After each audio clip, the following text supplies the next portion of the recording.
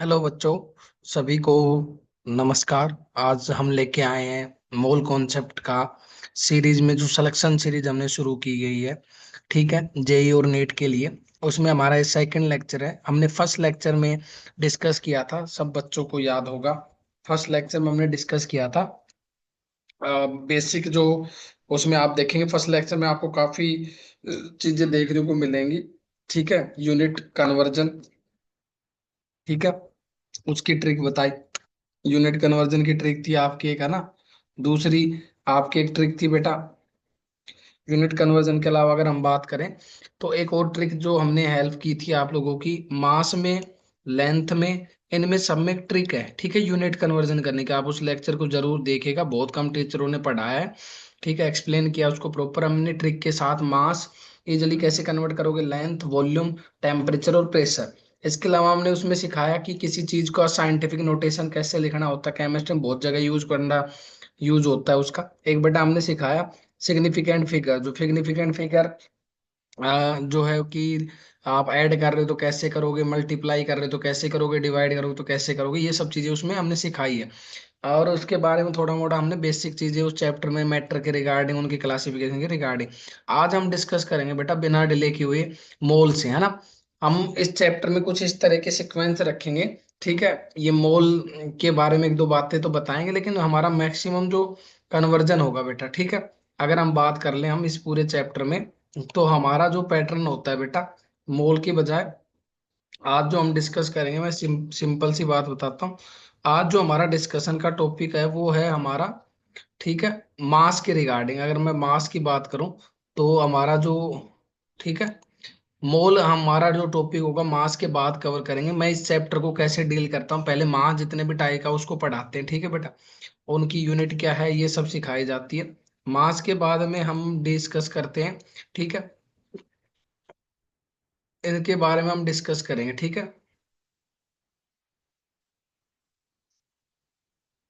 देखो आज बेटा हम क्या डिस्कस करेंगे, थोड़ा सा मैं आइडिया देता हूँ आपको ना। आज मास के रिगार्डिंग अगर हम बात करें तो मास की कई टाइप है जो इस चैप्टर में मैं डिस्कस करने को थी।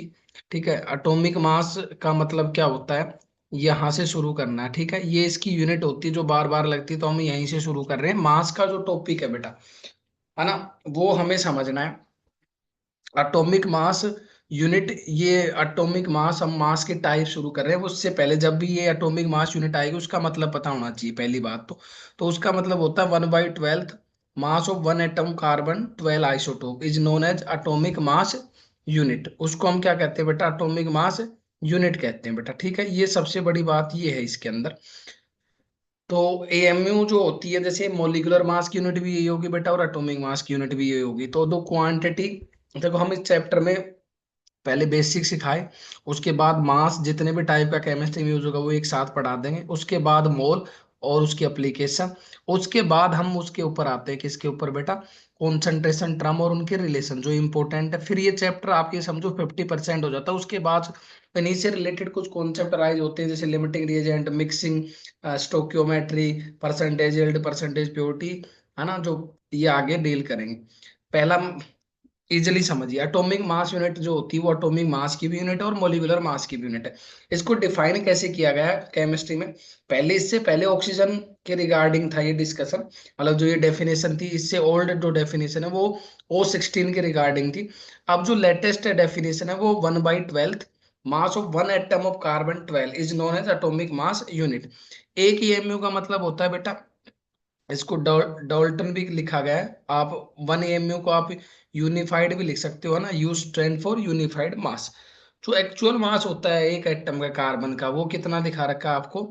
ये मास कहाँ से आया है ये चीज भी सिखाएंगे ना। ये कन्वर्जन होता है बेटा, कार्बन 12 1/12 तो mass of one atom carbon 12, तो वन एटम का जब निकालेंगे तो हमें पीरियोडिक टेबल से निकल के आता है ये कितना आता है। उसका मास जो कार्बन का है वो 12 है, उसको Na से डिवाइड कर देते तो ऑटोमेटिक ग्राम में आ जाता है, और उसको ग्राम को हम किलोग्राम में बदल देते हैं। तो 1 AMU का मतलब क्या होता है बेटा, ये हमने दिखा भी रखा है यहाँ पे। 1 AMU जो आता है बेटा अपना, ठीक है, अगर उसकी बात करें तो 1 AMU का मतलब क्या है, सुनिए ध्यान से, इसने मेंशन भी किया है बेटा। 1 AMU जो होता है, इसकी डेफिनेशन तो आपने ऊपर लिखी हुई देखी है। मेन मुद्दा क्या है कि 1 AMU का मतलब आप लॉजिकली समझिए, अगर आप यहाँ प्रॉपर कैलकुलेट करेंगे तो बेटा 1 AMU एटॉमिक मास यूनिट वो आपको लिखा दिखेगा 1/12 into mass of carbon 1 atom. एक एटम का मास कैसे निकालते हैं ये जानना है, तो वो होगा हमेशा जो एटम के बारे में बात कर रखे हैं उसका मास अपोन में अवोगाड्रो नंबर। तो ये ऑटोमेटिक एक तरीके से ये समझिए, ये AMU को ग्राम में बदलने का तरीका है। कोई भी मास हो, अगर किसी का मास 1 यूनिट है तो 1 यूनिट किसका होता है केमिस्ट्री में, हाइड्रोजन का। तो ये 1/Na की जो वैल्यू आएगी ये मास ऑफ ये ग्राम में आएगी। 1 MU मास प्रोटॉन का होता है, हाइड्रोजन का बोल लो सेम मास। तो उसको अगर ग्राम में डिफाइन करना है तो हमेशा 1/Na लिखेंगे बेटा। और 1/Na लिखेंगे तो बेटा इसका क्या मतलब होगा, 1/Na का मतलब क्या लिख दोगे आप, इसकी वैल्यू दे भी रखी है आपको, ये लगभग ग्राम में आएगी 1.66 इंटू 10⁻⁻24 ग्राम बेटा। दूसरा जो पॉइंट है इसमें, कोई भी अगर मान लो ये तो हमने, ये मास ऑफ किसके बराबर होता है, मास ऑफ प्रोटॉन भी बोल सकते हो, मास ऑफ हाइड्रोजन एटम भी बोल सकते हो, जनरली मास ऑफ प्रोटॉन के बराबर होता है ये। ठीक है, हाइड्रोजन का भी 1 AMU होता है तो उसके बराबर भी लिख सकते हो। अब उसने कहा कि कोई भी AMU आए बेटा, हमें ये समझना है कि ये एक ही में नहीं है, कोई भी AMU आए उसको अगर हमें बदलना हो, जैसे मैं एक एग्जांपल देता हूँ। ये तो हमारा एक AMU का मतलब आपको समझ में आ गया। एक AMU का मतलब है 1/Na ग्राम, जो आपको दिख भी रहा है, ये याद रखना है। और एक AMU का मतलब है 1.66 10⁻⁻24 ग्राम। एक और है कि कोई भी वायु में आए, ये मैं नोट में लिख रहा हूँ, कुछ भी YAMU आए, ये नोट की बात इंपॉर्टेंट है। जैसे मान लो मैंने YAMU लिखा, वाई का मतलब मान लो कोई ऑक्सीजन, उसका मास 16 MU होता, तो आपको ग्राम में बदलने के लिए क्या तरीका है, वो जो वाई दे रखा है उसको Na से डिवाइड करो, ऑटोमेटिक वो मास किसी भी एटम का ग्राम में आ जाएगा। और ग्राम को YAMU में बदलना है तो आपको दिख रहा है तो Na से मल्टीप्लाई करो। दोनों में एक ही मुद्दा है, अगर कोई चीज AMU से ग्राम में बदलनी है तो बेटा क्या लिखेंगे, उसको Na से डिवाइड करेंगे। और कोई चीज ग्राम में दे रखी है उसको AMU में बदलनी है तो उसको Na से मल्टीप्लाई करेंगे, है ना। आप सीधा समझिए, याद रख लीजिए, है ना। जब भी आपको तरीका भी मैं बताऊंगा एक जगह, आप अभी ये समझिए कि अगर कोई चीज ग्राम में लिखनी है AMU से तो उसको Na से डिवाइड करना है, और उल्टा करना है तो Na से मल्टीप्लाई कर देना बेटा। ये इंपॉर्टेंट कॉन्सेप्ट है अपना। ये AMU का मतलब ये एटॉमिक मास यूनिट हमने पहले भी इसलिए बताया बेटा, ताकि आपके जो आगे मास में बार बार ये यूनिट यूज होगी ताकि आपको इसके बारे में पता रहे एटॉमिक मास यूनिट है क्या। एटॉमिक मास यूनिट को AMU या यू कहा जाता है, यूनिफाइड मास। और ये इसका रेफरेंस है कार्बन 12 आइसोटोप, ये भी पूछा गया है तो ये याद रखेंगे, लेटेस्ट रेफरेंस कार्बन 12 आइसोटोप है। ये मैंने बता दिया। जैसे मान लीजिए आपको फास्फोरस का ही मास निकालना होता बेटा, AMU का मतलब समझिए। जैसे आपको लिखा रखा है कि फास्फोरस कोई एलिमेंट है उसका मास 31 AMU है, तो इसको ग्राम में कैसे लिखेंगे बेटा, इस चीज का मतलब हो गया अभी मैंने बताया कि 31 अपॉन में Na करो, ऑटोमेटिक वो ग्राम में चला गया।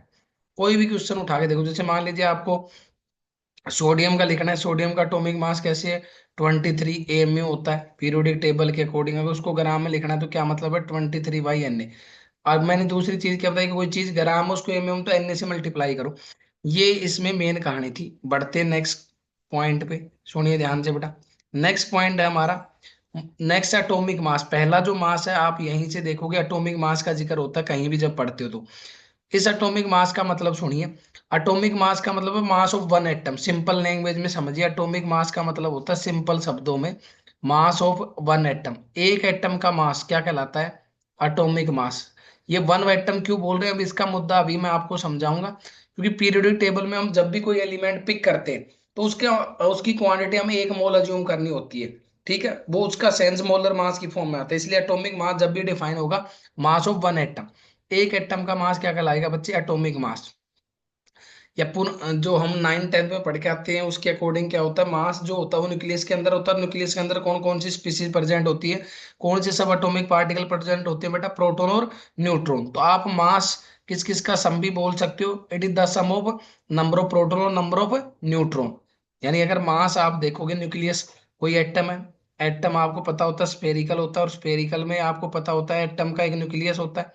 और जो न्यूक्लियस के सराउंडिंग में सर्कुलर पाथ में कौन रिवॉल्व कर रहे होते हैं बेटा, इलेक्ट्रॉन रिवॉल्व कर रहे होते हैं। ठीक है, तो आपको एक चीज पता चलेगी बेटा कि सर्कुलर पाथ में अगर इलेक्ट्रॉन रिवॉल्व कर रहे हैं तो बेटा इसका मतलब क्या हुआ कि यहाँ पे आपके पास में ये न्यूक्लियस है, न्यूक्लियस किससे मिलके बना होगा बेटा, प्रोटॉन और न्यूट्रॉन के सम से। तो इसको भी हम क्या पढ़ते हैं, एटॉमिक मास के बराबर होता है। है ना। ये एटॉमिक स्ट्रक्चर वाले चैप्टर में इसकी पॉइंट पे ज्यादा डिस्कस करेंगे, अभी नॉर्मली जो यूज होना वो मैंने बता दिया। तो एटॉमिक मास जैसे एक एटम का मास, जैसे इसका मैं बहुत से एग्जांपल आपको समझाता हूँ। पीरियोडिक टेबल में हम लेंगे, जैसे अभी मैंने लिया सोडियम, तो इसका मास क्या आएगा 23। इसकी यूनिट क्या होती है एटॉमिक मास की, एमयू, एटॉमिक मास यूनिट इसलिए समझाई, या इसकी क्या होगी यूनिफाइड मास यू। कोई भी एटम पिक करिए, जैसे फोस्फोरस लिया तो वो उसका मास क्या था अभी हमने देखा 31 एमयू, या इसकी यूनिट क्या लिख सकते हो 31 यूनिफाइड मास। जैसे हमने ले लिया आर्गन, तो आर्गन का क्या होगा एटॉमिक मास 40 एमयू। समझ में आ गई, तो that is atomic mass, mass of single atom, that is atomic mass बेटा। बढ़ जाते हैं नेक्स्ट पे, सुनिए दूसरा जो मुद्दा है, सुनिए ध्यान से। ये हमने बीच में सब एटॉमिक पार्टिकल का मास समझा दिया है, ठीक है। सब एटॉमिक पार्टिकल ये तीन है हमारे, जिनको हम फंडामेंटल पार्टिकल भी बोल देते हैं बेटा। कौन कौन से तीन है, पहला आपको दिख रहा है न्यूट्रॉन, प्रोटॉन और इलेक्ट्रॉन, ये तीन फंडामेंटल पार्टिकल। न्यूट्रॉन का मास कितना होता है, ये हमने लिख दिए हैं क्योंकि ये बहुत बार यूज होंगे, आगे जब हम मोल की एप्लीकेशन पढ़ेंगे वहां भी इस लाइन का यूज होगा। तो मास ऑफ इलेक्ट्रॉन होता है 9.1 इंटू 30 10⁻³ और प्रोटॉन का मास होता है 1.67 इंटू 10⁻⁻27, और न्यूट्रॉन का 1.68 इंटू 10⁻⁻। इन तीनों में आप देखोगे सबसे बड़ा जो मास होता है वो सीक्वेंस आपको दिख रही होती है, सबसे ऊपर जो लिखा है न्यूट्रॉन का ही मास सबसे ज्यादा होता है, मास ऑफ न्यूट्रॉन। फिर कौन आता है मास ऑफ प्रोटॉन, और सबसे लिस्ट मास किसका होता है इलेक्ट्रॉन का, क्योंकि आपको पता है मैथ में जो पावर बड़ी होती है नेगेटिव में वो छोटी बन जाती है। तो सबसे बड़ा मास है न्यूट्रॉन का, तो ये हमने मैथमेटिकल डेटा लिया एग्जैक्ट, ठीक है, वो बीच में यूज होगा इसलिए। बढ़ते हैं नेक्स्ट स्लाइड पे, ये जहां यूज होगा उसके बारे में जिक्र करेंगे। ये मास ऑफ सब एटॉमिक पार्टिकल का एग्जैक्ट मास यहाँ पर दे रखा है ना दोनों सेंस में, जैसे क्या क्या है। तो आपको ये ध्यान रखना है कि जो अभी मैंने बताया था नेग्लेजिबल होता है इलेक्ट्रॉन का mass with respect to proton और न्यूट्रॉन, क्योंकि आप इन दोनों वैल्यू में डिफरेंस करेंगे तो लगभग लगभग अच्छा खासा डिफरेंस है। तो देखो ये exact value unit why they रखी है, न्यूट्रॉन पे 1 यूनिट होता है, मास प्रोटॉन पे 0.94 हो जाता है, और मास ऑफ इलेक्ट्रॉन 1/1837 टाइम हो जाता है, ठीक है। आ, ठीक है, ये बात पता होनी चाहिए, 1/1837 मास ऑफ इलेक्ट्रॉन को पढ़ते हैं हम, ठीक है। ये पता होना चाहिए, टेबल थोड़ी सी ध्यान रख लेंगे, है ना, ये वैसे उसमें भी आएगी बेटा। अगला बढ़ जाते हैं, एटॉमिक नंबर और एटॉमिक मास इस चैप्टर में क्यों पढ़ाए गए हैं। सेम बात ये है, क्योंकि आप जब न्यूमेरिकल सोल्व करोगे, चाहे वो मोलेटी का क्वेश्चन हो चाहे मोल का क्वेश्चन हो, वहाँ जगह जगह कोई ना एलिमेंट कंपाउंड मॉलिक्यूल दिया होगा, तो कैसे हम कोई भी एलिमेंट को रिप्रेजेंट करते हैं ऐसे, ठीक है। पैर में जेड लिखाता है, Z is the atomic number.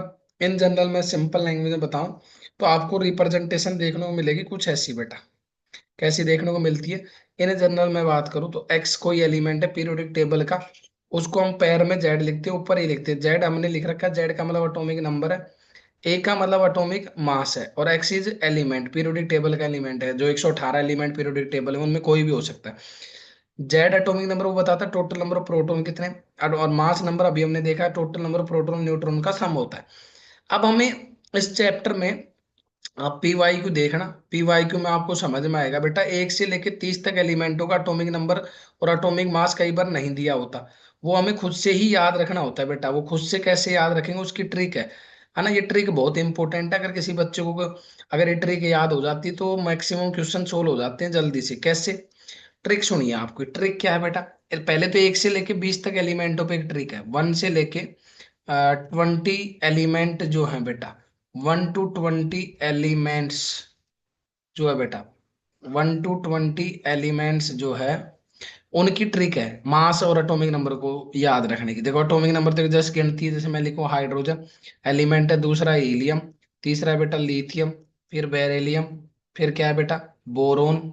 अगर हम बात करें फिर किसकी बात आ जाती है बोरोन, फिर क्या आ जाएगा कार्बन, फिर नाइट्रोजन, ऑक्सीजन, फ्लोरीन और नियोन। ये 1 से लेके बेटा 10 तक की गिनती लिखोगे, दैट इज एटॉमिक नंबर। 1 से लेके मैं सीधा लिख रहा हूँ 10 तक गए। सेम तरीके से हम शुरू कर लेते हैं, अगला जो है वो हमारा एलिमेंट होता है बेटा सोडियम, ठीक है। सोडियम, फिर कौन होता है बेटा मैग्नीशियम, फिर कौन होता है एल्यूमिनियम, फिर कौन होता है सिलिकॉन, फिर होता है फॉस्फोरस, फिर क्या होता है सल्फर, फिर क्या होता है क्लोरीन, फिर क्या होता है आर्गन, फिर क्या होता है पोटेशियम, फिर क्या होता है,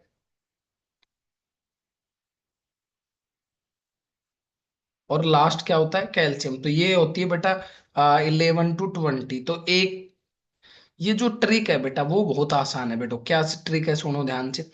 ट्रिक बेटा इसकी इंटरेस्टिंग है। क्या ट्रिक है देखो मैं बताता हूँ बेटा। ट्रिक है बहुत ही आसान शब्दों में समझिए क्या ट्रिक लग रही है। देखो इसमें ट्रिक का कहानी कुछ ऐसा है बेटा।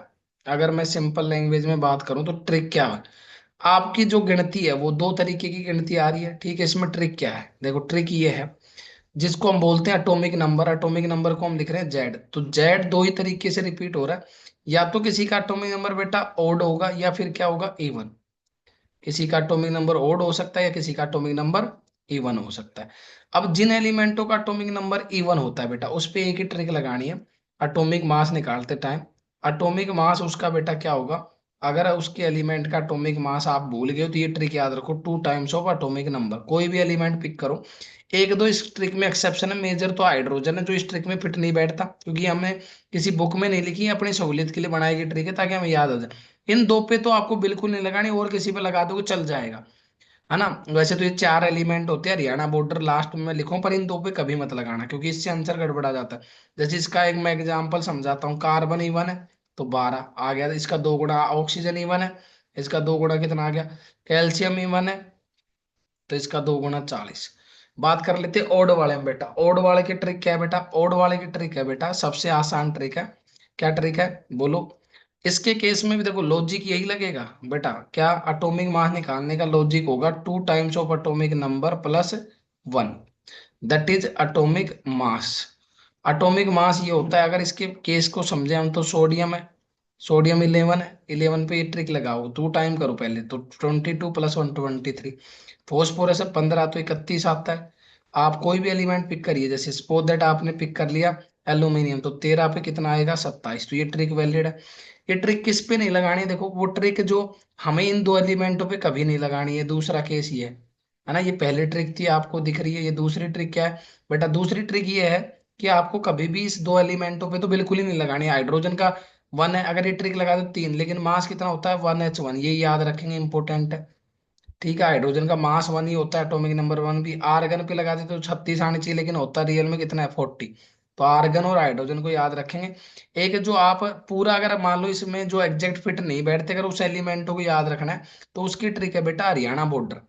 जो थर्ड ट्रिक अगर आप लिखना चाहो बेटा सिंपल लैंग्वेज में मैं बताऊं तो वो है हरियाणा बॉर्डर। क्या है बेटा, हरियाणा बॉर्डर। हरियाणा बॉर्डर से जैसे हाइड्रोजन, आर्गन, नाइट्रोजन और बोरोन, ये 4 एलिमेंट है बेटा जो इस अब वो मेंशन ट्रिक में फिट नहीं होते, इनको हमें अलग से याद रखना होता है। हाइड्रोजन आर्गन का मैंने बता दिया। नाइट्रोजन का एग्जैक्ट क्या होता है 714 जो पीरियोडिक टेबल में लिखा गया है। और बोरोन का एग्जैक्ट लगभग लगभग कितना होता है 510। तो बेटा ये ध्यान रखना है ना। अब आ जाती है बेटा ये ट्रिक, 1 से 20 तक एलिमेंट याद हो गए होंगे बेटा। नेक्स्ट कहानी सुनिए अब, ठीक है। नेक्स्ट कहानी को सुना देते हैं बेटा। 1 से 20 तक की कहानी इजिली याद हो गई होगी बेटा, ठीक है। आगे बढ़ जाते हैं बेटा। 21 से 30 तक देखो याद करवा देंगे मिनटों में।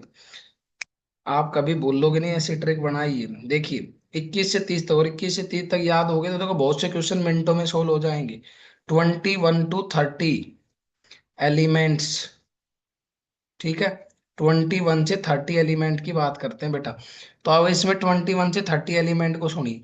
पहला एलिमेंट हमारा 21 पे आता है स्कैंडियम, फिर क्या आता है टाइटेनियम, फिर क्या आता है वेनेडियम, क्रोमियम, फिर आता है मैग्नीज, फिर क्या आएगा बेटा मैग्नीज के बाद आयरन, मैग्नीज आयरन, कोबाल्ट, निकल, कॉपर एंड जिंक। ये काउंटिंग है एटॉमिक नंबर 21 22 से लेके बेटा 30 तक है। इनमें देखो ये अगर आप एलिमेंट भी भूल जाओ, कई बच्चे है ना बहुत दिमाग लगाते हैं, खासकर नीट वाले जिनसे याद नहीं होता उनके लिए ट्रिक है साइंस टीचर। इसको स्कैंडियम याद आ जाएगा साइंस टीचर। वेरी क्रू या वेरी क्यूट जैसे भी आप याद रखो, वेरी क्रू। मांगे फीस, मांगे फीस, कोई नहीं क्यों जाने, कोई नहीं क्यों जाने। ये बेटा आपके पास एक इंफॉर्मेशन हो जाएगी एलिमेंटों को याद रखने की। बहुत ही मस्त ट्रिक है, आप एक बार जरूर पढ़िएगा। इस ट्रिक से आपको एलिमेंट याद रहने लग जाएंगे। अब बेटा बात कर लेते हैं दूसरी कहानी की। दूसरी कहानी क्या कहती है बेटा, सुनो ध्यान से। दूसरी कहानी अपनी इनके एटॉमिक मास को याद रखने की तो उसकी एक ट्रिक है। वो भी ट्रिक क्या है बेटा, 2 times of atomic number plus एक कोड नंबर। ये कोड नंबर हमने अपनी तरफ से बनाया है क्वेश्चनों को याद, मास को निकालने का। कोड नंबर की भी एक ट्रिक है बेटा, कोड नंबर की एक ट्रिक है। इसको हम लिखेंगे 3 टाइम्स 4,5। एक ये है। दूसरी इसी में है 3 टाइम्स 5,5। इसका मतलब क्या है वो समझ जाओ बस, उससे मुद्दा सॉर्ट आउट हो जाएगा। कैसे होगा बेटा, सुनिए बेटा जी, सुनो ध्यान से। सुन लेते हैं बेटा, बहुत आसान सी बात है, कैसे आएगा सुनिए ध्यान से। एटॉमिक जो मास आएगा उसको निकालने के लिए कोड नंबर है, तो कोड नंबर को कैसे लिखेंगे बेटा।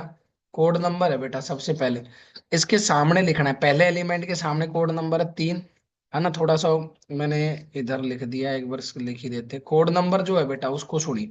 कोड नंबर हर एलिमेंट में ट्रिक से लिखना है बेटा, ध्यान से सुनो। कोड नंबर ट्रिक से कैसे लिखना है देखो, मैं इस कोड नंबर को थोड़ा ऊपर लिख रहा हूँ। कोड नंबर जो बना है वो कैसे लिखना है, पहले एलिमेंट के सामने 3 लिखो, अगले एलिमेंट के साथ मैथमेटिकल डिजिट लेनी है ट्रिक से, यहाँ से 3 के बाद 4 5, अब 4 5 को 2 3 बार रिपीट करो, 1 2 3 हो गया। अगली बार देखो नई ट्रिक है 3 टाइम्स 5 5, तो आगे तो एलिमेंट नहीं है, ये ट्रिक का मतलब था। अब इस ट्रिक में बेटा ये नंबर रख के देखो आपका आंसर आ गया है, देखो कैसे रखेंगे। पहला एलिमेंट है, मैं 1 2 को बता देता हूँ, 2 × 21 प्लस में क्या कर देंगे बेटा 3, तो कितना आ जाएगा बेटा 40। दूसरा एलिमेंट पिक करो, 2 × 22 + 4, तो काउंट कर लेंगे 48। 1 2 का मैं बता देता हूँ, 2 × 23 + 5 काउंट कर लेंगे 51। तो इस तरीके से ट्रिक पूरी लिख देंगे आप, है ना। सब एलिमेंटों को देखो मास याद हो जाएगा, 2 × 24 + 4 तो 52 हो जाएगा बेटा। 2 × 25 + 5 तो आंसर आ जाएगा 55। तो आप इस तरीके से देखो एक आयरन तक लिख देते, 2 × 26 + 4 तो आंसर कितना आ गया 56। आप सबका लिख सकते हो बेटा, लास्ट वाले का मैं लिख देता हूँ, 2 × 30 + 5 तो जिंक का कितना आ गया 65। कॉपर का लगभग 63 आएगा। 2 × 29 + 5, कॉपर ज्यादा यूज होते हैं तो 63। तो आप इसमें से जनरली कॉपर और आयरन को तो 100% याद रखेंगे, क्योंकि इनका यूज भी ज्यादा है। मैं बात करता हूँ इसकी, इसका भी जिक्र बहुत जगह होगा और इसका भी जिक्र, कॉपर का और आयरन का। इनका मास तो याद ही होना चाहिए, कॉपर का होता है 63 और आयरन का 56। ये याद हो जाना चाहिए। बाकी 21 से 30 तक देखो मैंने बहुत इजीली ट्रिक से आपको एलिमेंटों का मास याद करवा दे बेटा। बढ़ते नेक्स्ट डायरेक्शन में, सुनिए बेटा। नेक्स्ट डायरेक्शन क्या है सुनो। एटॉमिक मास यूनिट का मतलब मैंने बता दिया था, कोई भी यूनिट अभी मैंने बताया था, ठीक है। जो भी मास नंबर दे रखा है उसको कितने से मल्टीप्लाई करेंगे ग्राम में बदलने के लिए, या तो डिवाइड करना होता है या ग्राम में बदलना भी। तो मैं यहाँ पे एक बात और समझा देता हूँ, वहां पे मैंने डिवाइड करने वाली बात बताई थी। एटॉमिक मास यूनिट को जब भी हमें बदलना होता है, इसमें सीधी सीधी 2 बातें याद रखो। अभी मैंने बोला एक तो तरीका यही है कि YAMU है कोई भी, उसको जब ग्राम में बदलना तो Y/N करो, ये भी ऑटोमेटिक ग्राम में चला गया, एक तरीका ये भी सही है बिल्कुल। एक तरीका जो दूसरा अभी हम बता रहे थे YAMU, तो एक AMU का मतलब होता है मास ऑफ प्रोटॉन, तो मास ऑफ प्रोटॉन कितना होता है, तो Y की वैल्यू को 1.66 × 10⁻24 ग्राम से मल्टीप्लाई कर दो, दैट्स इट। आगे बढ़ जाते हैं बेटा, इतनी इंफॉर्मेशन थी इसमें। नेक्स्ट सुनिए, नेक्स्ट कहानी को समझते हैं। एटॉमिक मास के बाद दूसरा मास है मोलिकुलर मास। मोलिकुलर मास क्या हो गया, मोलिकुलर मास जो हो गया बेटा वो क्या है, सुनिए। मोलिकुलर मास का मतलब सिंपल लैंग्वेज में समझिए, मास ऑफ वन मोलिक्यूल, क्योंकि एटम से मिलके मोलिक्यूल बने होते हैं। तो एटम से एटम मिलता है तो मोलिक्यूल बनता है बेटा, ये सब बच्चों को पता है। तो मास ऑफ वन मोलिक्यूल, ये लाइन याद रखो बस, इसी से सब कहानी सोल आउट हो जाएगी। मास of one molecule simple language में समझिए, इतनी सब बड़ी डेफिनेशन आप ना याद कर पाओ तो सिंपल एक लिखो, mass of one molecule is known as molecular mass. Mass of one molecule is known as molecular mass, ठीक है। समझ रहे हो ठीक है। ये मेन बात है, ये तो एग्जैक्ट डेफिनेशन, ये स्टैंडर्ड, आप ये सिंपल लैंग्वेज में शब्दों में ये याद रखिए। अब मॉलिक्यूल किससे मिलके बने होते हैं, एटम प्लस एटम मिलके मॉलिक्यूल बनाते हैं। जैसे अमोनिया, अमोनिया में देखो लिख रखा है, तो एक्चुअल में हमें क्या होता है, एटम प्लस एटम मिल रहे हैं, तो इसलिए मास की, मोलिकुलर मास की यूनिट भी क्या होती है, यूनिट जो होती है वो एटॉमिक मास जैसी होती है। यूनिट क्या आएगी इसकी, AMU या फिर UE आएगी बेटा, ये ध्यान रखना। अब आगे चलते हैं, ये मेन कहानी थी, इसमें और कोई नई बात नहीं, इतना सब आपको मेन मुद्दे की बात पे आते हैं। अब एटम जो होते हैं बेटा सुनो ध्यान से, ठीक है। अगर आप देखोगे तो एटम की कहानी को समझिए। एटम्स दो तरीके से कंबाइन हो सकती है। एक, जैसे जब एटम कंबाइन होते हैं तो उससे बनता है होमो मॉलिक्यूल। एक ही टाइप के मॉलिक्यूल जब कंसिस्ट होते हैं तो होमो बनता है, जैसे O2, इसमें O प्लस O मिलके बने हैं, H2 H प्लस S मिलके बना है, ये सब होमो है। जो डिफरेंट टाइप ऑफ एटम मिल जाए तो उसको कहते हैं हेट्रो मॉलिक्यूल। हेट्रो मॉलिक्यूल क्या होते हैं, जैसे आपने NH3 H2O HCl, ये सब हेट्रो है। ठीक है बेटा, ये सब जो आप लिख देते हो वो हेट्रो हो जाते हैं। कौन कौन, कोई भी लिख दो जो आपको देकर समझ में आ रहा है बेटा। जैसे मान लो हेट्रो करना है तो आप क्या लिख दोगे, मैंने अभी बताया H2O हेट्रो है, HCl हेट्रो है, अमोनिया हेट्रो है, कोई भी चीज SF6 हेट्रो है, जो अलग अलग एटलीस्ट दो डिफरेंट टाइप के एटमों से मिलके बना हो, ये भी हेट्रो, ये मॉलिक्यूल तो है ही है। एक वर्ड आता है एटॉमिसिटी। तो जो जितने नंबर ऑफ एटम किसी पर्टिकुलर मॉलिक्यूल में प्रेजेंट होते हैं दैट इज एटॉमिसिटी। तो देखो ज्यादातर जो नोबल गैस है वो मोनोटोमिक होती है, इसलिए उनकी एटॉमिसिटी 1 है। डायटोमिक में जैसे O2 N2 H2, उनकी एटोमिसिटी 2 है। ट्राइटोमिक में ओजोन होगी तो उसकी एटोमिसिटी 3 है। टेट्राटोमिक P4 हो गया तो 4 है। और हेक्साटोमिक में 6 हो गया। ठीक है। अब ये तो होमो में। अब हेट्रोटाइप में भी एटोमिसिटी का मतलब होता है, जैसे H2 है, इसमें कितनी एटोमिसिटी है, तो इसमें टोटल एटम गिन लो, दो रह गए, तीन, तो 3 एटोमिसिटी। अब ये ग्लूकोज का फॉर्मूला C6H12, उसी में टोटल एटम गिनो, 12 12 24। H2SO4 में टोटल एटम गिनो, that is atomicity of hetero atom. ये हमने एक्सप्लेन की हुई है एटोमिसिटी। ठीक है, तो ये एक एटोमिसिटी और हेट्रो और होमो में मतलब समझ में आ गया होगा। बहुत आसान सा कॉन्सेप्ट था बेटा ये। इसमें कोई ज्यादा उलझना नहीं है, ज्यादा कुछ दिमाग नहीं लगाना है बेटा, आगे बढ़ जाते हैं। दूसरा तीसरा मास होता है मोलर मास। आपको इसको सिंपल लैंग्वेज में समझिए, है ना। जो भी रामायण आपको लिखी हुई दिख रही है वो तो अपनी जगह है, लेकिन मैं बहुत इजी लैंग्वेज में समझा देता हूँ, आप उसको याद रखेंगे, आपकी नैया पार है। सुनिए कैसे। मोलर मास है, देखो ध्यान से याद करो। मोलर वर्ड जब भी आ जाता है तो वो बहुत बड़ी क्वांटिटी को रिप्रेजेंट करता है मोल की तरह। तो आपको अभी हमने पढ़ाया था, जो पीरियोडिक टेबल में एक एटम का मास पढ़ रहे हैं, वो एक एटॉमिक मास है। दो एटमों का मास होगा जैसे, तो उसका 2 टाइम हो जाएगा, 3 का 3 टाइम हो जाता, 4 का 4 टाइम हो जाता। तो Na, एक मोल का मतलब होता है एक मोल, मोलर मास का मतलब होता है mass of 1 mole of substance, that is molar mass. आप सिंपल लैंग्वेज में ये याद रखिए, मास ऑफ। बाकी रामायण जो लिखी है वो अपनी जगह है, आप सिंपल जो मैं बता रहा हूँ वो याद रखने की कोशिश करिए। Mass of 1 mole of substance. अब एक मोल सब्सटेंस में दोनों चीज आ जा सकती है। 1 मोल ऑफ सब्सटेंस, एक मोल सब्सटेंस का मतलब होता है एक मोल एटम भी हो सकता है और एक मोल मॉलिक्यूल भी हो सकता है। इसलिए इसकी यूनिट क्या आती है, यूनिट आती है बच्चा ग्राम पर मोल। आप ये दो लाइनें याद रखिए, इसी से आपकी सब नैया पार है। आप देखोगे mass of 1 molecule into Na कर देंगे, वो भी मॉलिक्यूलर मास ही है, यही समझा रहा था मैं। एक मॉलिक्यूल या एक एटम के मास को Na से मल्टीप्लाई करते हैं, वही मोलर मास होता है। इसको क्या कहा जाता है, जब आप एक एटम के लिए उसके मास को Na से मल्टीप्लाई करते हैं तो वो मोलर मास हुआ एटम का, तो उसको क्या कहते हैं हम, ग्राम एटॉमिक मास। क्या पढ़ते हैं, ग्राम एटॉमिक मास। और जब आप एक मॉलिक्यूल के मास को Na से मल्टीप्लाई करते हैं तो उसको क्या पढ़ोगे आप, ग्राम मॉलिक्यूलर मास। ये दो टर्म होती है, ये होते दोनों मोलर मास ही है, ग्राम एटॉमिक मास भी और ग्राम मॉलिक्यूलर मास भी। इसकी यूनिट भी क्या होती है, ग्राम पर मोल, कभी कंफ्यूज हो जाओ। इसकी यूनिट भी क्या होगी, ग्राम पर मोल। यूनिट नहीं बदलेंगे बेटा।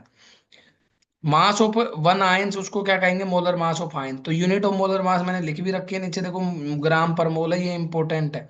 चाहिए आपका कोई भी मास हो, gram atomic mass, gram molecular mass या मोलर मास ऑफ आयन, तो mass of 1 ion into Na से कर देंगे। तो मैंने बताया ये कैसे समझ सकते हो, ऊपर हमने क्या हिंट दिया है इस चीज को समझाने के लिए, ऊपर ही ऊपर ये लाइन। जैसे हम मन जनरली सब बच्चों को पता होता है एक दर्जन, एक डजन का मतलब एक दर्जन, तो एक दर्जन में लगभग 12 बनाना आते हैं, तो एक बनाना का जो मास है उसको 12 से मल्टीप्लाई करो, that is mass of one dozen. ऐसे ही मोलर मास का मतलब है, एक एटम का जो मास है उसको Na से मल्टीप्लाई कर दीजिए, that is mass of molar mass. तो जैसे एक एटम का मास है बेटा कितना, अभी हमने पढ़ा, मान लो सोडियम, तो सोडियम का मास कितना है। देखो ऐसा समझो आप बेटा, मोटी मोटी बात। अब कुछ बच्चों को लगता है ग्राम पर मोल कहाँ से आ गया, मैं यहीं पे एक हिंट समझाता हूँ बेटा, बहुत आसान लैंग्वेज में समझाऊंगा, देखो आपको मिनटों में समझ में आ जाएगा। अभी हमने समझा, एक एग्जाम्पल समझिए। सोडियम का एग्जाम्पल लेते हैं बेटा, सोडियम 11 पे आता है, इसका मास कितना लिखते हो आप, 20 mu। अभी मैंने बताया कि mu को ग्राम में बदलना है, तो हम क्या करते हैं बेटा, 23 को पहले तो ग्राम में बदल देंगे, तो 23 को कितना लिख दिया, 23/n, ये आया बेटा ग्राम में। अब हमें इसको मोलर मास में बदलना है बेटा, इसी को, ये तो आया एक एटम का मास, ये क्या कहलाएगा, mass of 1 atom 23/n। Mass of 1 mole of sodium atom, तो क्या करोगे, एक मोल का मतलब क्या होगा, into Na। Mass of 1 mole of sodium atom, तो क्या लिखोगे, इंटू एन ए, तो इसलिए देखो 23 इंटू एन ए नीचे था, इंटू एन ए, तो एन ए से एन ए क्या बट गया, नहीं बट गया। और ये पहले ग्राम में था, और एन ए की यूनिट क्या होती है, पर मोल, तो इसलिए इसकी यूनिट क्या बन गई बेटा, ग्राम पर मोल। आप कुछ भी क्वेश्चन करें, मैंने तरीका एक सॉलिड बता दिया। एमयू को पहले ग्राम में बदलिए, और फिर आपको पता है ये सिंगल एटम का मास आया है, मास ऑफ वन सोडियम एटम इतना आया बेटा। और एक एटम का इतना, दो का कितना होगा इंटू टू, थ्री का कितना होता है इंटू थ्री, और मोल, वन मोल में कितना होता है एन ए, तो इंटू एन ए। तो आप एन ए से एन ए कैंसिल हो गया, इसलिए सीधा क्या लिखते हो, जो मास मैथमेटिकली आप याद रखते हो, बस उसके पीछे यूनिट बदलते हो सिर्फ, ग्राम पर मोल। बहुत आसान शब्दों में मैंने समझा दिया, आगे बढ़ते हैं बेटा, सुनिए ध्यान से। मोलर मास की दो टाइप थी, ये भी मैंने बता दी। ग्राम एटॉमिक मास का मतलब मास of one mole of substance, ठीक है। मोलर मास का मतलब यहाँ पे देखो इजीली समझा रखा है, एक कार्बन एटम का मास इनटू, तो मोलर मास ऑफ कार्बन का कितना हो गया, देखो बेटे यहाँ पे समझा भी रखा है। वो सेम ही बात समझाई जो हमने वहां पे एग्जाम्पल में समझाई थी, ठीक है। यहाँ पे वही सेम बात समझाई, अभी मैंने बताया कि जो मास आता है वो एमयू में आता है, फिर उसको ग्राम में बदलो, ग्राम में बदलने के बाद एक मोल के लिए इंटू एन ए करो, तो दैट्स इट, तो ऑटोमेटिक वही मास बच जाता है। इस एग्जाम्पल में वही समझाया। अब देखो ये, इसने ये जो टर्मिनोलॉजी कई बार क्वेश्चनों में यूज होती है न्यूमेरिकलों में, इसने हमने इसलिए अलग से मेंशन कर दी कि ग्राम एटॉमिक मास पूछे तो उसका मतलब होता है मास of one mole of atom. Gram molecular mass का मतलब अभी मैंने बताया वन मोल ऑफ मोलिक्यूल का मास, और ग्राम आयनिक मास का मतलब वन मोल ऑफ आयंस का मास, ये मैंने पहले बता दिया, तो इसमें कोई नई बात नहीं है। ये वही ग्राम एटम, कुछ क्वेश्चन में ग्राम एटम वर्ड लिख देते हैं, बता ग्राम एटम, ग्राम मोलिक्यूल, तो ये मतलब होता है एक मोल क्वांटिटी का। ग्राम एटम, ग्राम मॉलिक्यूल, ये भी इंपॉर्टेंट कॉन्सेप्ट मैं बता देता हूँ, क्योंकि बहुत से क्वेश्चन आप जब पढ़ते हो बेटा, तो ये इंपॉर्टेंट है ये वाली बात। कौन सी, एक ग्राम एटम का मतलब भी एक मोल है, ये एक मोल एटम को बताते हैं। एक ग्राम मॉलिक्यूल का मतलब भी एक मोल है, एक ग्राम आयन का मतलब भी एक मोल है, बस ये बात जरूर है, एक मोल ही ये होता है। जैसे कुछ क्वेश्चन लिखेगा फाइंड आउट ग्राम एटम, तो वन ग्राम एटम का मतलब वन मोल, है ना। Find out number of gram atom, तो ग्राम एटम वर्ड आए, ग्राम मोलिक्यूल वर्ड आए, या ग्राम आयंस वर्ड आए, इनका मतलब सिंपल लैंग्वेज में है मोल। तो मोल इज इक्वल टू क्या क्या लिख सकता है, ग्राम एटम भी लिख सकता है क्वेश्चन में, ग्राम मोलिक्यूल भी लिख सकता है क्वेश्चन में, या ग्राम आयंस भी लिख सकता है क्वेश्चन में बेटा। ये इस क्वेश्चन की मेन टैगलाइन थी, बस याद रखिए। ग्राम एटम एक नई टर्मिनोलॉजी है, जिसको आप ये बोल सकते हो केमिस्ट्री की लैंग्वेज में मोल की जगह, कई बार वो कंफ्यूज करने के लिए ये वर्ड लिखेगा बेटा। कौन सा, gram atom, gram molecule, gram ions, that is mole. बस ये लाइन याद रखो, ये मोल ही है, बस मुद्दा वहीं पे सॉर्ट आउट हो गया आप सबका, ज्यादा इसमें उलझना ही नहीं था बेटा। आगे बढ़ते हैं बेटा। देखो इससे पहले एक बात समझा देता हूँ मैं इसी में, ये मैंने एक लाइन जो हमारी ग्राम एटम में मास को तो हमने इजीली एक्सप्लेन करा है, ग्राम मोलिकुलर मास का भी क्वेश्चन समझ लो। मान लीजिए वो गलती से ग्राम मोलिकुलर मास पूछ लिया H2SO4 का, तो आप उसी में समझिए, ग्राम मोलिकुलर मास को समझ लेंगे। जैसे इसके नीचे मैं समझा रहा हूँ आपको, ग्राम मोलिकुलर मास आए, ठीक है। ये भी मैंने बताया था एक मोल मोलिकुलर मास जो आएगा, जैसे मान लीजिए हमने लिखा H2SO4, H2SO4 इज मोलिक्यूल, लेकिन ये अकेला मोलिक्यूल होता, बेटा ध्यान से समझो। मास ऑफ वन, वन मोलिक्यूल, एक मोलिक्यूल का मास पूछा जाता, तो आप आंसर लिख देते बेटा, सीधा सीधा ध्यान से समझिए, 98 AMU, समझो। अब उसने पूछा होता मास ऑफ वन मोल ऑफ, तो आपको क्या करना होता बेटा, उसने पूछ लिया बताइए एक मोल का मास, सल्फ्यूरिक एसिड के एक मोल का मास, तो H2SO4 के एक मोल का मास क्या आएगा, वन मोल, एक मोल का मतलब बड़ी क्वांटिटी। तो पहले मैंने बताया था 98 AMU को पहले किस में बदलो, ग्राम में, 98 अपॉन क्या आ गया बेटा, Na, तो ये आया एक एटम का मास ग्राम में। फिर आप क्या करो, एक मोल बनाने के लिए हम यूनिटरी मेथड समझाते हैं सिंपल लैंग्वेज।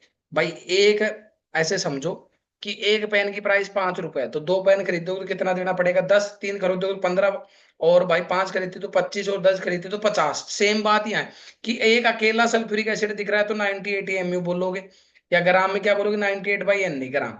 दो दिख रहे होते तो इसका टू गुना बोलते, तीन दिख रहे तो इसका तीन गुना, चार, तो एक मोल का मतलब होता है Na, तो आप क्या करते इसको Na से मल्टीप्लाई बेटा।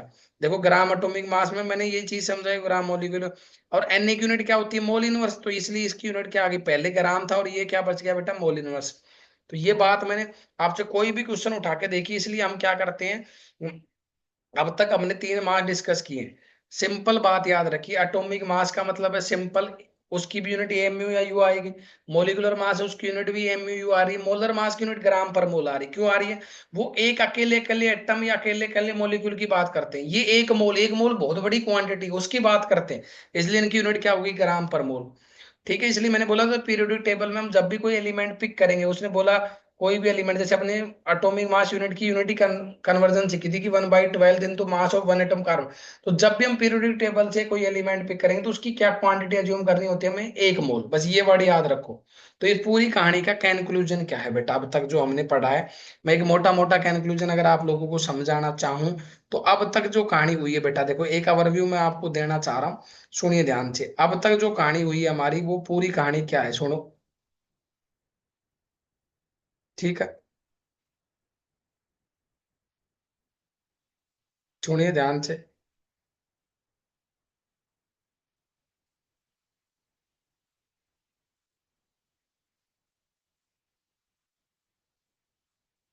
सुनो बेटा, आगे की कहानी सुनिए अब। जैसे हमने एक बात समझाई है आप लोगों को, इनकी मोटी मोटी बातों का मैं एक और ओवरव्यू दे देता हूँ आपको। चाहिए स्लाइड पढ़े ना पढ़े, कोई ज्यादा टाइम नहीं वेस्ट करना पड़ेगा आपको इतना। ठीक है, अब मैं एक ओवरव्यू दे रहा हूँ मोटा मोटा जो अब तक हमने पढ़ा है। सुनिए बस ध्यान से, 2 मिनट ध्यान लगाए। सारी चीजें विद इन सेकेंड में कवर कर देते हैं। ये इसलिए डिटेल में पढ़ा रहे हैं कि बहुत से बच्चे दे नीट में एग्जैक्ट क्वेश्चन थ्योरी वाइज आ जाते हैं, इसलिए मैंने ये डिटेल वाली स्लाइड, नहीं तो जो मैं पॉइंट बता रहा हूँ अगर वो आपको याद है बेटा, तो इससे बाहर कोई भी चीज नहीं पूछी जाएगी। जैसे पहला ही मास हम पढ़ते हैं, एटॉमिक मास। ये एटॉमिक मास क्या है? जो पीरियोडिक टेबल के एलिमेंटों का मास होता है उसमें एक एटम का मास है, ये याद रखो। मास ऑफ, मोटा मोटा बात है, एक atom, mass of one atom is known as atomic mass. ये बात याद रखिए, mass of one atom is known as atomic mass, बेटा ये याद रखो। एक एटम के मास को हम क्या कह रहे हैं बेटा? Atomic mass. और इसकी यूनिट भी क्या होती है? A M U, atomic mass unit होती है। फिर दूसरी यूनिट क्या होती है? Unified mass, you. यू का मतलब यूनिफाइड मास।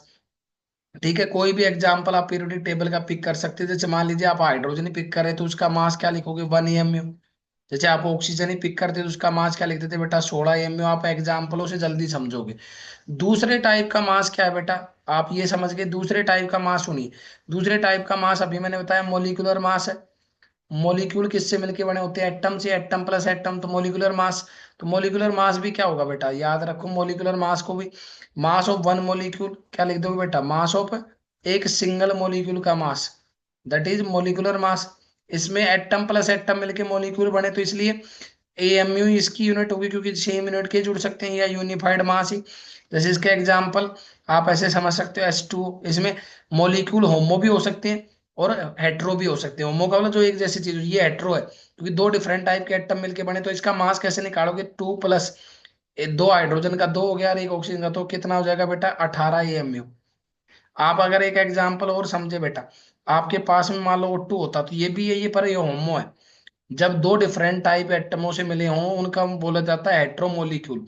जो एक जैसे से मिलके बना हो तो उसको क्या बोला जाएगा? होमो।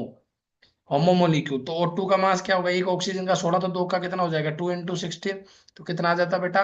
32 एमयू। तो ये हो गया एक मोलिक्यूल की बात। थर्ड टाइप के मास की बात कर लेते हैं बेटा। थर्ड टाइप का मास है आपका मोलर मास। मोलर मास भी बहुत इंपॉर्टेंट है। मोलर मास क्या होता है बेटा? मोलर मास होता है मास of one mole of substance. एक मोल का सब्सटेंस का मास, एक मोल आ गया। एक मोल बहुत बड़ी क्वांटिटी है, आगे मोल के बारे में जिक्र करेंगे। एक मोल ये दो तरीके से डिफाइंड होता है। अगर कोई एक मोल एटम है तो उसको बोला जाता है ग्राम एटॉमिक मास। अगर कोई एक मोल मोलिक्यूल है तो उसको क्या पढ़ेंगे हम? Gram molecular mass. ये मेन बात यही है। ग्राम एटॉमिक का मास का मतलब क्या होता है? मास of one mole of atom. एक मोल एटम का मास क्या कहलाता है बेटा? Gram atomic mass. एक मोल मॉलिक्यूल का मास क्या कहलाएगा बेटा? मास of one molecule. One mole of molecule, ये पूरा लिखना, one mole of atom, one mole of molecule. इसलिए इनकी दोनों को मोलर मास ही माना गया है। इसलिए इन दोनों की यूनिट क्या रहती है? सेम। इसकी भी यूनिट क्या होती है मोलर मास की? ग्राम पर मोल। और इस ग्राम एटॉमिक की भी यही रहेगी और ग्राम मोलिकुलर की भी यही रहेगी। ठीक है, अब ये देखो, एक एटम के मास को मैं एक बार इजिली यहीं पे एक्सप्लेन कर रहा हूँ, आपको ये समझ में आ गई होगी। तीन उठाई के मास जो अब तक डिस्कस हुए, तो आपको ये लाइन ये याद रखनी जो अभी मैंने रिसेंट बताई, बाकी सब मोह माया है। सुनिए, अगर ग्राम एटॉमिक मास को मैं एक क्वेश्चन के थ्रू एक्सप्लेन करना है कि find out the gram atomic mass of आपको ग्राम एटॉमिक मास निकालना है, मान लीजिए सपोज दैट कोई एटम का। मैं एक एग्जांपल ले लेता हूँ, मान लीजिए हमने लिखा क्या बेटा, सोडियम ही ले लिया, सोडियम के ग्राम एटॉमिक मास को डिफाइन करना है। इसका मतलब क्या होगा, ये क्वेश्चन में पूछना चाह रहा है find out the mass of 1 mole of sodium. अब 1 मोल सोडियम का मास क्या डायरेक्ट निकाल दोगे, नहीं, क्योंकि कुछ तो आइडिया होगा। जैसे अभी हमने एक पेन का एग्जांपल लिया कि एक पेन की प्राइस 5 रुपए, तो 10 की कितनी, 50।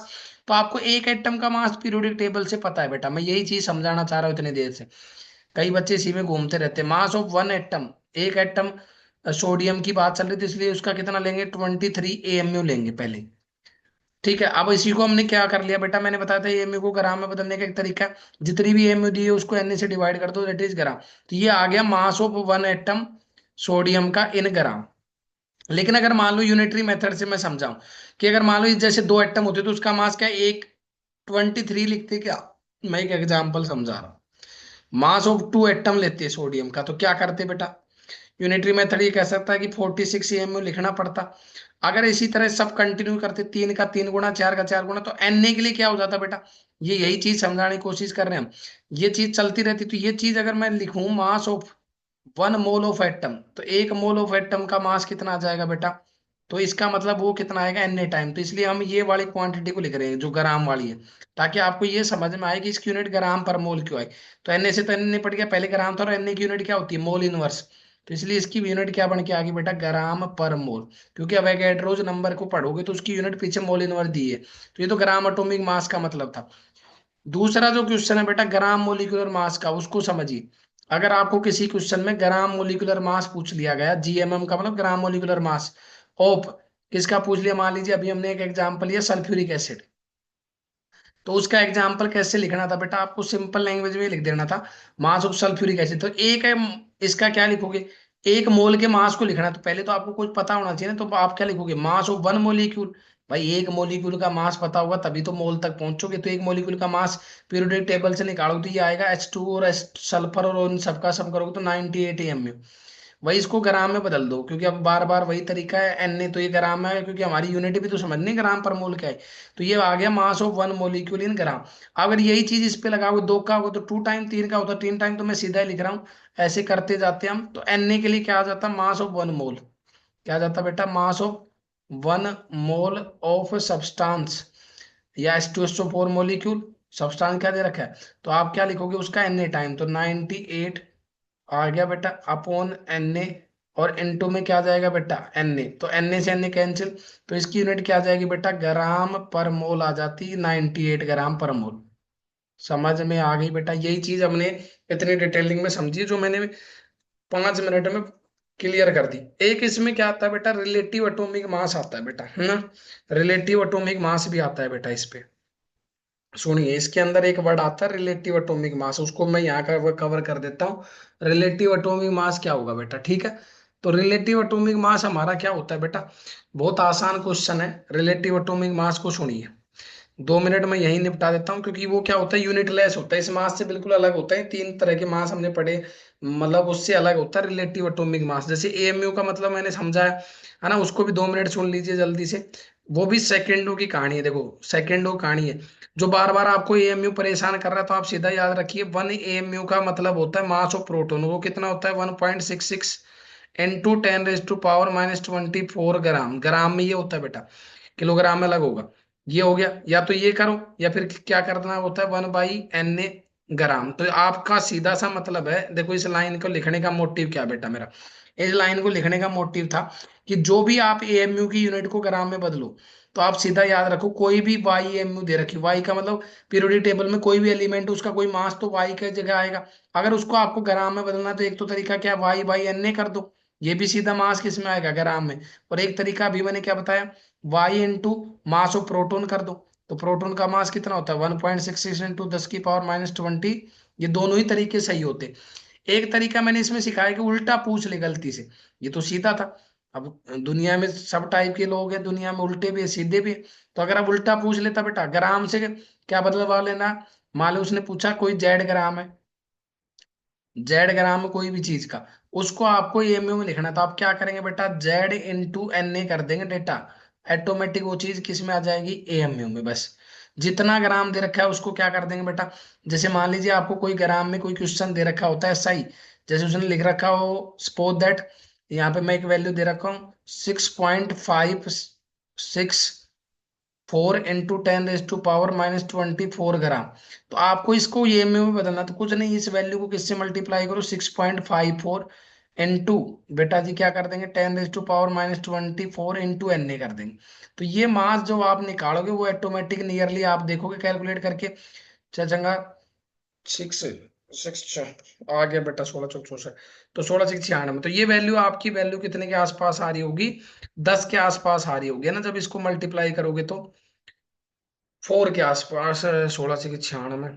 ठीक है, आप इसको रख के देख लो एक बार यार, 3.9 के आसपास आ रही होगी, 3.9 के आसपास, तो इसको राउंड ऑफ करोगे तो 4 के आसपास आ जाएगी, 4 AMU, और 4 AMU किसका मास होता है, हीलियम एटम का, हीलियम का एटॉमिक नंबर 2। तो ये आपको मैंने बहुत आसान तरीका ट्रिक बता दी, ये समझो।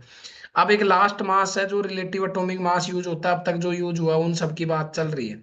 रिलेटिव एटॉमिक मास, एक मास यूज होता है RAM, जिसको शॉर्टकट कहते हैं राम। ठीक है, जैसे मोदी जी जब से आए हैं तो आजकल राम और भगवा के बारे में बातें कर रहे हैं, ऐसे राम को याद रखेंगे तो राम क्या है ना, अयोध्या में राम जी का मंदिर बना है तो वही, है ना, मंदिर वहीं बनाएंगे, तो ये वाली कहानी में राम को याद रखेंगे, तो रिलेटिव एटॉमिक मास है ये। राम क्या है केमिस्ट्री में, रिलेटिव एटॉमिक मास है। और रिलेटिव एटॉमिक मास क्या होता है बेटा, रिलेटिव एटॉमिक मास का मतलब क्या होता है, इसका मतलब है कि ये यूनिटलेस होता है। क्यों होता है बेटा, एक बार मैं जल्दी से इसकी मतलब बता देता हूँ, रिलेटलेस क्या होता है। तो इसका मतलब होता है मास of one atom of unknown element, हमें पता ही नहीं है उसका, उसके बारे में एक एटम का मास लिखना है, अननोन एलिमेंट अपॉन में 1 AMU, अपॉन में 1 AMU, और 1 AMU क्या होती है बेटा, ठीक है वो लिख देनी है बेटा। तो सुनिए ध्यान से समझेंगे, तो राम क्या आ गया बेटा, रिलेटिव एटॉमिक मास। तो mass of one atom of unknown element को हम कैसे लिख सकते हैं, भाई हमने बोला कोई भी अननोन एलिमेंट पिक करेंगे तो उसका मास हमने मान लिया वाई, तो अगर उसको मैंने एक के लिए निकालना तो क्या करना पड़ेगा, वाई/एन ने, तो ये यूनिट आ गई ग्राम, ये आया मास ऑफ वन एटम, सिर्फ इतना। और 1 AMU का मतलब तो अभी हमने सीखा था, क्या होता है, वन बाई, क्या लिखना होता है बेटा, 1/1/N लिखना होता है, 1/N, और वो भी किस में लिखना होता है, ग्राम। तो एन से एन कैंसिल हो जाता, तो सीधा क्या जाता, वाई। यूनिटलेस होता है, सबसे बड़ी बात है यूनिटलेस होता है, कोई यूनिट ही नहीं बची, क्योंकि कैंसिल हो गई, ग्राम से ग्राम निपट गया, दैट इज यूनिटलेस। ये बात आपको याद रखनी थी। तो आपका कोई भी रिलेटिव एटॉमिक मास का क्वेश्चन पूछे, बताइए find out the relative atomic mass of oxygen, तो ऑक्सीजन का रिलेटिव एटॉमिक मास, मान लो ऑक्सीजन गैस का रिलेटिव एटॉमिक मास पूछ रहा है, तो आप बिना यूनिट लिख देंगे, यूनिट कितना आ जाएगा 32, बिना यूनिट लगाए, that is relative atomic mass. तो बहुत ही आसान कॉन्सेप्ट था बेटा। ठीक है, आप इसको देखिए, रिलेटिव एटॉमिक मास हो गया है, 3 तरह के मास हो गए हैं, ठीक है हमारे। अगली कहानी को सुनते हैं बेटा।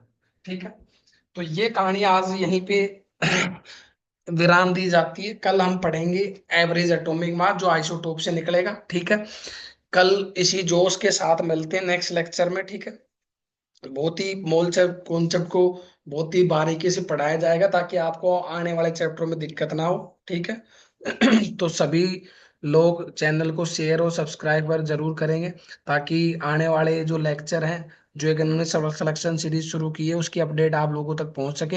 इसमें हम जैसे एक चैप्टर खत्म होगा वैसे हम चैप्टर के अंदर क्वेश्चन कर रहे हैं, लेकिन एक सीक्वेंस लेके आएंगे, जो सिलेक्टेड 21 क्वेश्चन होंगे, 20 21 क्वेश्चन जो जो एग्जाम में आ सकते हैं, उनके ऊपर डिस्कशन होगा।